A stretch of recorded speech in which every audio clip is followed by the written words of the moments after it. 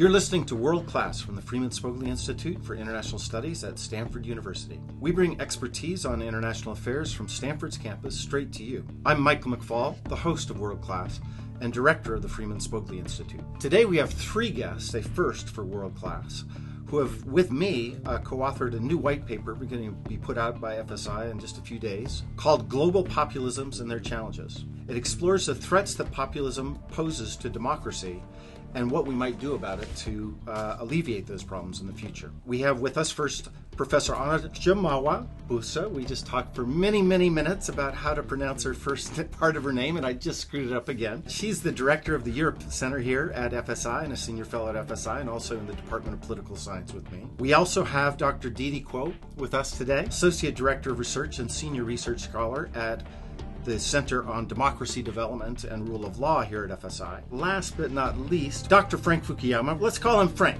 Frank Fukuyama, who's the director of CDDRL, also a senior fellow here at FSI.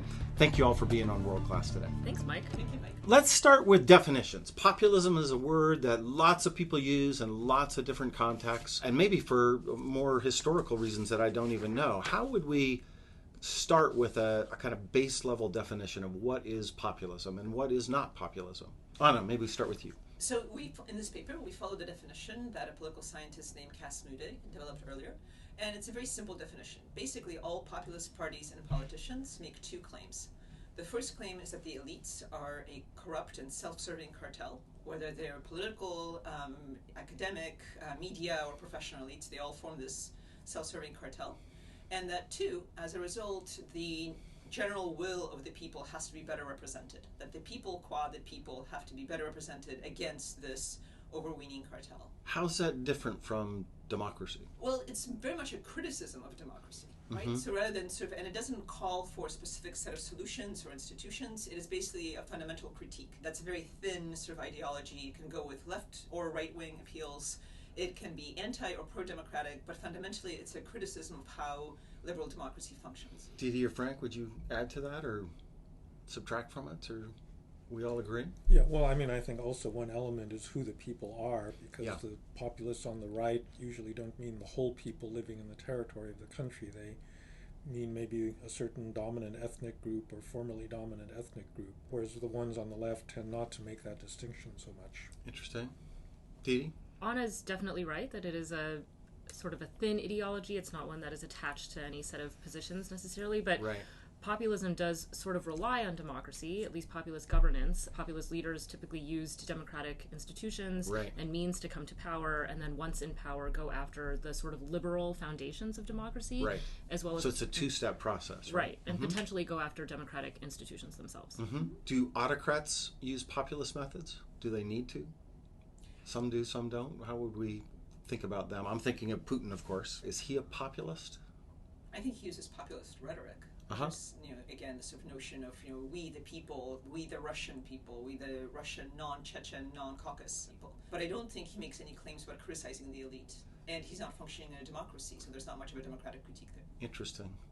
And what about Xi, just to round out? Well, I think Xi actually gets support from ordinary Chinese that don't like the elites in China because they think they're corrupt, and Xi is protecting them from these elites.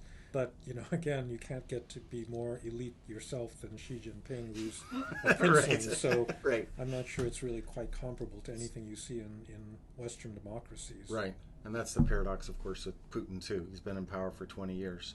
So this project started a couple years ago, Global Populisms, I would note. There's an S at the end there, and let's explain that in a minute. Why did this project not begin 30 years ago? What has happened recently that has brought your attention as scholars to this set of issues? Didi, let's start with you. At the Center on Democracy Development and the Rule of Law, at least, we've long sort of assumed that there are places that are still sort of in the process of democratizing or in the process of developing, and then there are places that have sort of completed the process. Right. But we began a program on American democracy and comparative perspective in 2013 because we noticed that there were plenty of ongoing problems with our democracy, such as polarization or inequality.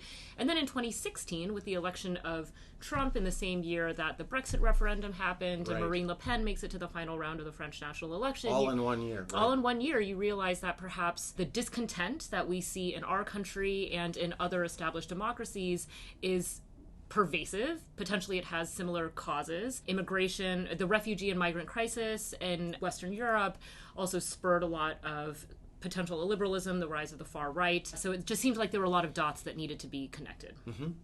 And I would argue that 2016 is sort of the peak of a wave that had been building for far earlier than that. Okay. So we see support for populist parties rising in Western Europe starting in the mid-1990s and really sort of capitalizing on all kinds of issues surrounding immigration, welfare chauvinism, worries about the welfare state. In the post-communist democracies in Europe, you see them basically already getting much more of a vote, polling over 25%, starting with the first elections and then also rising up.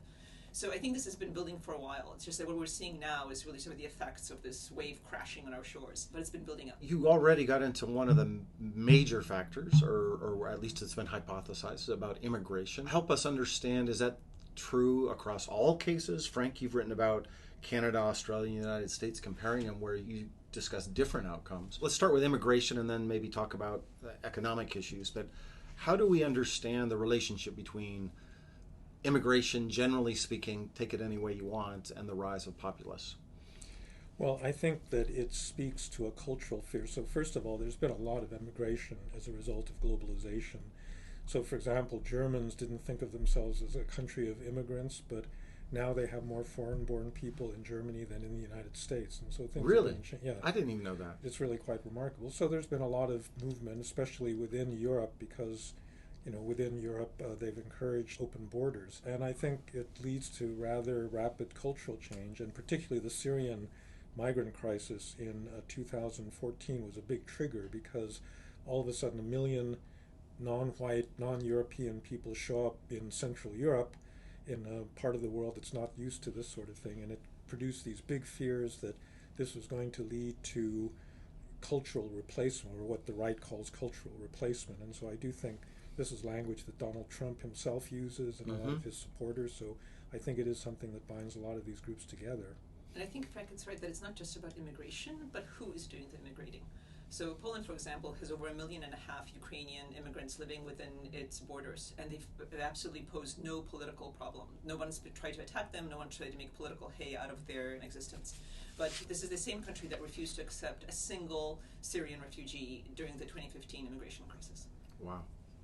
Interesting. And yet there are some countries, well, let's just compare Canada to the United States. Why isn't there a Trump-like figure in Canada? Yeah, well, my argument about that is it really is also about state control. Okay. So both Canada and Australia have significantly higher numbers of foreign-born than the United States does, but really no big populist movement. The Ford brothers are about as close as Canada comes, and I think that that is because they actually have a legal regime to control immigration. Both have a point system. Most of the immigrants that come in actually have a higher level of education than native-born Canadians, and so it's less culturally disruptive, and mostly the state has the thing under control. And I think that's the idea that you're not controlling your borders is one of the things that populist politicians have been exploiting to their political benefit. One of the points that we try to make in the paper is that a lot of the grievances that drive populism are real, but politicians haven't necessarily responded to them. This is a point about the failure of mainstream parties. In a democracy, you both want to encourage liberal values, and in the United States, it's a country built on immigration, but at the same time, you do have immigration laws that need to be enforced clearly, and decisions made in a sort of deliberative manner of who gets to come and who doesn't. And those borders are sort of a fact of the nation state, even in highly democratic countries. So one of the points we make in the paper is that at some point, politicians need to make difficult choices and acknowledge that there are trade-offs, but clearly delineate what these policies are and try to sell them to a public in a way that hasn't necessarily been done effectively. Right. I want to come back to parties in a minute because I think that's a real central theme of the paper. But let's dig a little bit more into another factor that's related to immigration, but not necessarily. That's globalization, worker displacement. I just heard literally on television last night, the first time I ever think I heard this, that Bill Clinton destroyed America because he let China into the World Trade Organization. A critique of a Republican on TV just yesterday was really quite emphatic that that was the pivotal moment. How should we understand that variable, and how do we understand it, in the United States versus Europe? Well, I think globalization means several different things, right? It's the flow of capital, but it's also the flow of people. It's also the flow of investment, and so on. Each of these contributes to the rise of populism, but it doesn't have to. So much of this is about the sort of policy solutions to this, attempts to compensate people for this, or even the recognition that globalization poses these problems. And so you see, these sort of blips on the American political landscape where people articulate their grievances against globalization, whether it's the WTO talks in Seattle or, the 1% movement, but they're never really taken up by the elites. And I think that's, again, been one of these things that's been building up for a while, and it didn't have to lead to populism, but it did because the mainstream parties and the mainstream politicians refused to acknowledge it and instead treat it as an unalloyed good. And one thing that did happen across the United States and Europe in the 1990s, I mean, is Bill Clinton the root of all of this? I don't know. But certainly the political movement of centrism and the third way, that, there were these third way conferences that would happen with... In Europe and the United States, right? Between Clinton and Tony Blair, Romano Prodi, Schroeder, just all these Western European politicians that tried to sort of reinvigorate social democracy for the 21st century. And the way they did that was a lot of wholesale adoption of policies of the right, including a total consensus that globalization was a pretty unalloyed good. There was a lot of eroding of labor unions in the United States that was not helped by democratic administrations, sometimes accelerated under them. This convergence on economic policy accelerated the trends of globalization and of inequality, a lot of which are being disentangled now by social scientists, didn't do much to cater to the traditional working class base. If anything, often ignored their demands and needs. Yeah, also I think that there was a certain amount of dishonesty, that the economic theory told you that free trade was a good thing in the aggregate, but it would hurt working class people. And the typical response from the economists was, well, we'll compensate them by giving them job training or unemployment benefits, and almost never did that actually materialize. And so I think a lot of working class Americans after China entered the WTO have a reasonable gripe that they lost their jobs as a result of this. The companies got richer, but they and their children really suffered. And as Dee Dee said, the elites really didn't do anything about this. This is just an anecdote, but my parents both worked in they both worked in IT in Atlanta, Georgia, and my mom had to train her replacement workers. The company was going to be it was bought by an Indian conglomerate, and all the jobs were going to be outsourced to India, and so the American workers just spent months training their replacements, and then the offices were shuttered. And it's just this story that happened everywhere. And David Autor at MIT has done really good work on communities in the United States that were particularly hit by China's accession to the WTO. There were so many communities that were decimated as a result of these trends, and no policy solutions in those communities. Well, go ahead. Yeah. And I think on the specific issue of the Chinese accession to the WTO, that was very much a political decision. Much like adopting the euro was a political decision, where the economic fundamentals didn't necessarily all point in the same direction. And within both sort of sets of administrations, there was a lot of sort of conflict over whether or not to do this. And unfortunately, these political decisions then ought to have had political solutions for the consequences, and that never materialized. Well, let's talk a little bit about that. Why didn't it? In the paper, we spend some time talking about the failure of political parties, right, on both the left and the right. Why was it that they could get away with so long without addressing that? And what's happened to, I don't even know what the right word is, mainstream, center-right, center-left parties? They seem a lot weaker today than they were a decade ago. Is that a consequence of populism? Is that a consequence of their bad political decisions on these very issues? Before we move to other things, solutions, let's figure out what share of blame should go to center-right and center-left parties. Well, center-left, a lot is being written and has been written on the decline of the center-left. There's great work by Sherry Berman and Stephanie Mudge and others showing that neoliberalism, I suppose, is a sort of broad and all-encompassing term, but that as the parties of the left embraced sort of neoliberal policies, they weren't able to develop real policy solutions or mobilize new constituencies around new policies that could provide any kind of safety net or improve the quality of life and address the rising amounts of sort of risk and precarity that individuals are increasingly being asked to bear in this highly sort of financialized and globalized economy. And parts of the reason are that the elites themselves were the leaders of these parties, and they adopted sort of new modes of representation, new methods of policy making that didn't integrate as many perspectives from, say, the grassroots or from traditional associational linkages that parties had formed, and rather based a lot of decision-making purely on ideas that were coming from economists, ideas coming from lobbyists at the private sector about what could generate growth. And there was a hope that economic growth could, a rising tide could lift all ships, and that ultimately the policies that they would need would not be ones that were dependent on the state or state resources. But there was just a vacuum left where traditional policy solutions had been, which allowed grievances to sort of grow in the meantime. Also, I think, frankly, there was a class interest. Most of the elites were educated professionals who benefited from having cheap labor in the form of a gardener or a nanny, coming from a less developed country, and they were actually doing fine. And their jobs initially were not the ones that were being threatened. Right. And there is some empirical work showing that as economic policy became a less contested area, that symbolic and cultural debates took on increasing resonance in campaigns. So we do know there's a distinction on the right and the left, but a lot of the sort of big policy, quote-unquote, debates that were occurring were not necessarily about, should the state be more redistributive or not. A lot of those big questions were sort of taken off the table. I totally agree that on the center left, it's a sort of inability to basically continue to protect your traditional constituencies and to actually address what the grievances might be. It's an abandonment of those constituencies for this economic middle road. But I think on the center right also is to blame, right? And that's the story that Daniel Ziblatt tells, that historically, if center-right parties don't fully buy into liberal democracy, and if they don't co-opt the sort of more extremist populists on the right side, then what you have basically is the erosion of democracy from that side as well. Right. And so I think what's happening is that the center-left basically and the center-right have both grown far too complacent and far too non-responsive. Well, that's a good point to pivot to what should be done. The paper ends with some prescriptions, some very ambitious ones, some smaller ones. Discuss with our listeners some of the things that can be changed to end this, what sounds like a pretty negative dynamic, and a dynamic that's not just bad for the interests of the voters, but as discussed in the paper, the future of liberal democracy. So how can this trajectory be changed? And I know these are huge, giant questions generalizing about the entire world, but, start with Europe and the United States, maybe. I think we can summarize them as a set of new commitments, new coalitions, and potentially new institutions. And so the new commitments have to be to the rule of law, to transparency, to fighting corruption, and to equality before law.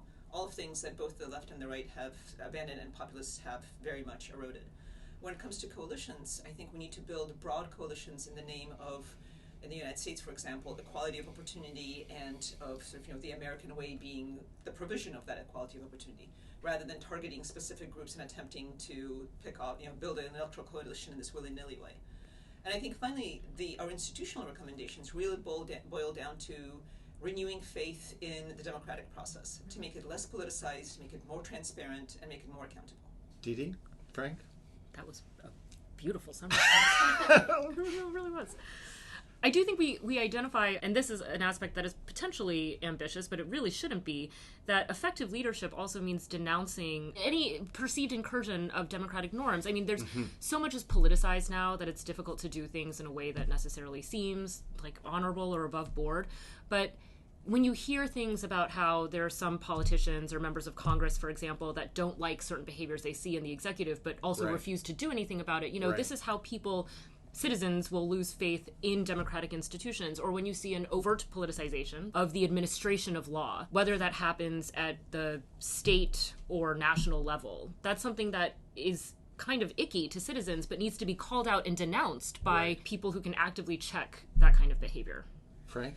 Parties of the left have to figure out how to recapture the symbolism around the nation, because it's a very powerful feeling that people have. They want to belong to a community. And the left, over the last 30 years has fractured into a lot of different partial identities, and there's no sense of this broader community.